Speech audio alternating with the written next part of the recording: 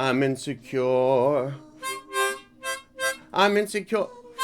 I'm insecure. Help me. I'm insecure. I'm insecure. Hi everybody, welcome back, and if this is your first time, welcome. My microphone is messed up and my name is Max Haddad. Today I would like to talk about invisible walls, invisible boundaries, magic things that I've made in my head, and I'm not crazy. I'm diagnosably crazy, but that's under control. What I mean is, like a set of rules almost. Like these, like waist-high walls that I can see to the other side of. And on the other side of these walls is a version of me that I would like to be. And that is a rhyme that I say to myself. But I can't get over the wall. I don't know why. It's a wall, like I said, waist high. This is not, an obstacle that is insurmountable. This is almost made to be climbed over. Before we go further in the video, I wanted to interrupt to give you today's piece of unrelated good news. And this one is and crazy. I had to research it because, all right, well, here it is. 2 Californian condors, it's an endangered bird species, in a preserve, gave birth via, parthenogenesis, which is basically, it's a virgin birth. It's the Bible. It's, hey, Joseph, listen, I got pregnant, it's not yours, but I didn't cheat, kind of thing. It's very weird. So I had to look into it because these birds had access to mates, but they were tested, and so these baby chicks only had maternal DNA. There was no presence of any male bird DNA in them. And so I just thought, well, that's cool, but you guys just made a mistake. Like, yes, this has been reported, but that doesn't mean it's necessarily true. Apparently it is. Apparently these birds who are endangered are able to give birth under dire circumstances without having to get it on, or however, Californian condors do it. And why is this good news? Well, first of all, I guess just, surface level, they're endangered. And if they don't need, dinner and a movie with some guy before they can work on that whole endangered thing, that's good. But also, how amazing is that a bird can do that? If you told me there was like a sea slug that could do it, I'd be like, yeah, they're doing that shit all the time. But a bird. And so what it made me think, I guess it's sort of this nebulous hope that we're still finding out what is possible for us, for animals, and life in 2021. Science has been around for a bit now, right? There's actual ways of testing things. There's a million different, branches on the tree of specialization when it comes to science, and there's still so much to learn. And really good news if you're a bird, but in a situation where stuff is dire, literally a species is about to disappear, these 2 birds are just like, well, I guess I'll just have a baby. And it's healthy. And that's just amazing. So I guess today's piece of unrelated good news is that life is amazing. And I don't know that we'll ever know everything about it. So don't give up hope, because there's possibilities.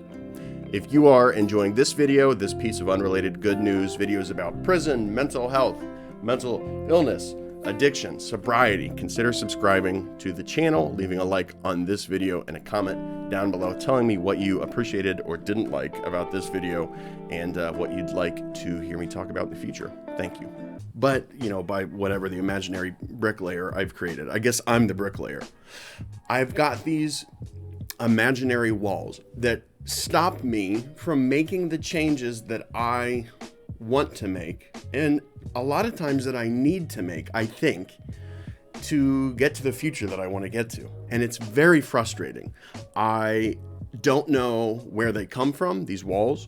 I could speculate that it has something to do with, dysfunctional core beliefs, that I'm not good enough, that I'm doomed to repeat the same cycles of success and failure over and over again. But I really don't know. The fact is, they're there, and they're in my way.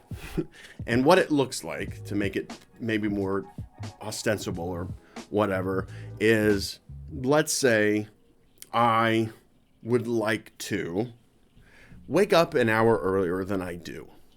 I wake up at 10 a.m. That feels a little like I'm still, 20 years old, and I want to wake up before the clock hits double digits, okay? And that's so doable, okay? It's so doable. Really, like, there's a million ways you can make that easy. You can go to sleep an hour earlier, or, read a book at night instead of playing video games until you just pass out. There's a bunch of stuff. You can set an alarm. I normally don't wake up to an alarm. I wake up to the sun shining through the windows, but I can make sure that I have this alarm set. I can put the alarm 10 feet from the bed, so I can't just snooze it. I have to get up to turn off the alarm. There's a lot of things. This is actually an imaginary problem, by the way. This is something that I'm particularly good at. I can wake up early every day, even when I don't want to, but I'm tired of talking about food when I make up a problem to give an example, so I'm talking about this. And so I do some things to wake up that hour earlier. Okay, I choose to do some things that feel easy or whatever. I stop drinking coffee after 6 p.m., which is probably too late, but I stop after 6 p.m. I make sure that the last 45 minutes, hour and a half, whatever, that I'm awake. I'm not sitting in front of a screen. I make sure that I've gotten enough activity throughout the day so that when nighttime comes, I'm not forcing sleep. I'm actually ready for it. And then I wake up the next morning and I decide that goal doesn't matter. What matters more than that goal is that I just get to sleep as much as I want. I've gotten the 8 hours already, probably even more. I've probably got 9 or 10, but I feel that whatever, in this moment, what I want right now is more important than the future I am striving towards. And let's be honest, Max, you're not the kind of guy to get up early anyways. You've always been somebody that wakes up late, and so just be that guy. Just accept that that's who you are. It's not wrong to be that guy. A lot of creative people don't adhere to typical 9-to-5 schedules or whatever. And so I have some insecure thoughts running through my head that morning, and I also have it's like a bad friend, right? It's like a friend that is justifying me doing something that I actually don't want to be doing, right? Like, there's the me that is ready to is ready to implement some discipline. And then there's the me that just wants to sleep in. And this friend is nice and friendly and, caring, but only sides with the lazy me. I don't think sleeping, until 10 is necessarily lazy, but this friend only teams up with the part of me that doesn't want to stretch my boundaries, stretch my ability to pursue my future. This friend is always going to try to convince me that what I'm doing is okay, even though I know that later in the day, I'm going to feel disappointed that I couldn't just complete this small challenge I gave myself. Even if the only benefit I'll get out of completing that challenge is that I'm proud of myself for having persevered and done it. Like, let's say that extra hour is not useful at all. Maybe I would have even benefited more from sleeping past 10 a.m. I will feel proud of myself for having set a goal, a small goal, and achieved it. And so, I achieve things all the time. But these little walls that get in the way of me making these small steps towards a more successful me feel so insurmountable. They feel like I can't best them. Because when I'm feeling strong, when I'm feeling on top of things, I know I can accomplish these goals. And really, even when I'm choosing to fail at these whatever challenges I've set for myself. I still know that I can do it, but I'm saying, screw it. I don't want to. I would rather feel comfort in this moment and slightly worse for the rest of the day, and maybe even way worse. When it comes to food, I'm going to feel way worse, whatever. And I'm sick of it. I'm sick of these arbitrary rules that I've created that try all you want, but there are certain things that you're not going to succeed at permanently. You may temporarily do well in this area, but inevitably you are going to fall back to where you started. It feels like, I even said this to my therapist at one point, it feels like juggling, like I'm always juggling, and I'm not very good at it, so I can only juggle, 3 out of 4 things. I can never have every ball in the air. I have to set one of them down to be able to juggle the other 3. And I know that I'm capable of juggling all of them. But I don't. I stop at these walls and I refuse to push myself over. And to be clear here, I'm not asking for perfection from myself. I know that perfection is exhausting. Perfectionism is exhausting and really not that helpful in most places. In some areas, I guess it probably is. I don't even really feel better about myself when I'm being a perfectionist. Typically, it becomes some judgment game where I'm looking at other people that aren't doing what I'm doing and saying, this is what makes you better than them. So no, I don't really want that in my life. And that's not what I'm talking about here. I'm talking about making simple changes to my life in areas that are really important to me. And feeling like every day is the same as the one before when it comes to setting these goals and failing. And every morning especially is the same. And I wake up and I'm like, dude, just do it. You can do it. And you feel good when you do it. So just do it. And I still don't. And that's what it's begun to feel like. That it's begun to feel like a psychological rut. Like I've, carved a divot into my brain. And I can never hop from one side to the other. I'm always going to get caught in that hole. And I'm going to have to crawl back to safety on the side that I'm used to, even though it's not the side of my brain that I want to be on. That makes no sense. I mean, it makes sense, but that analogy is horrendous. So I don't know what to do other than I'm so sweaty right now. I don't know what to do other than keep doing what I'm doing, which is try, because the only tool that I have that has ever worked for me is perseverance. I've got some talents and skills and things that are neat and they've been pleasant to have, but the only thing that's ever allowed me to really succeed in any era I've been alive for 1,000 eons in any area is persevering and not quitting. But I just feel like I'm bashing my head against the wall, and it's kind of driving me nuts. And it's the same feeling no matter what the problem is. So I really don't think the specifics of, like what the issues are even matters. It's me. I am the common denominator in all of these areas. And I'm not, I was going to say I'm not mad, but I'm disappointed in myself, but I am angry. I don't hate myself because of this, but I'm disappointed because, man, I'm tired of knowing that I can do better. And if I can't do better than I'm doing right now, that's a bummer. I don't think I'm doing poorly. I think I'm doing pretty damn well, but that's a bummer because I want to continue to grow in my abilities to achieve whatever it is.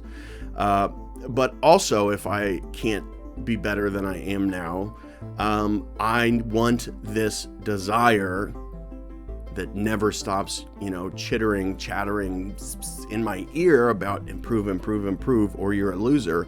I want it to shut up. I want it to go away. I need either that voice to go away or to finally climb over at least some of these walls.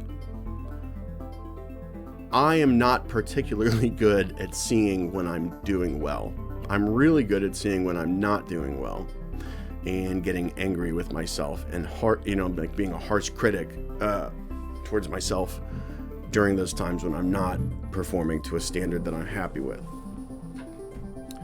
And it's possible that I'm actually overcoming these little challenges more often than I think. And it's possible that I'm actually climbing over some of these walls and that they're just so nebulous and hard to like really grasp intellectually because they're sort of feeling based that I don't even know that I'm hopping over some of them.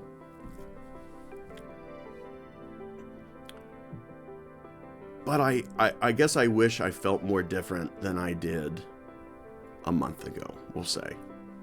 I've been, pretty happy for a while now. I appreciate that because I was in that, that rut for longer than is healthy to be. So I'm definitely grateful that I'm feeling much better, but I don't know. Sometimes I just feel like a preteen and slacking because I only have a few responsibilities, and as long as I check off those responsibilities, then I can do whatever I want. And that's bullshit. I think it's bullshit if I want to continue improving and I want my life to be better and better, incrementally, just a little bit better all the time. I can't use every moment that I have free to just sit around doing nothing because I earned it or whatever. And free time and rest and relaxing and even like going into a Netflix coma, that's important, I think, to let your brain just decompress and re-energize for the next actual challenge. That's super important. And I'm never going to live a life where I don't have large periods of time to do that because I know it doesn't work for me. Or at least I think it doesn't work for me. I guess what I'm saying is I know that I need to focus on being happy and getting to have fun, because in the past when I have not done that, I have relapsed. So, I guess I'm sort of walking a fine line between achievement and slacking off. I'm practicing lately, by the way, using I get confused by my camera because I go this way and I think my hands are going to be on the other side. So I'm practicing because I think for you guys, something should start here and end over here. And so I'm starting over here. Anyways, I hope that makes sense. I guess I'm walking somewhat of a tightrope between achievement and the relaxation that I need, but it doesn't feel that way. It just feels like there's a lot of things that I can do to make my life better right now, and I'm not doing them. And maybe I'm comparing myself to my parents too much, just in seeing the lives that they've lived and the things that they have been able to do outside of work, like keeping a house relatively immaculate and things like that. My house is not gross, but it could be better. So maybe that could be better voice is something that I need to listen to and maybe tell it to shut up sometimes, because maybe could be better is actually toxic. I don't know. I just needed to say that out loud and to let you guys know that I'm thinking about it, and to continue thinking about it is what I will do. That was a weird Yoda-like sentence. Talk to you guys soon. Bye.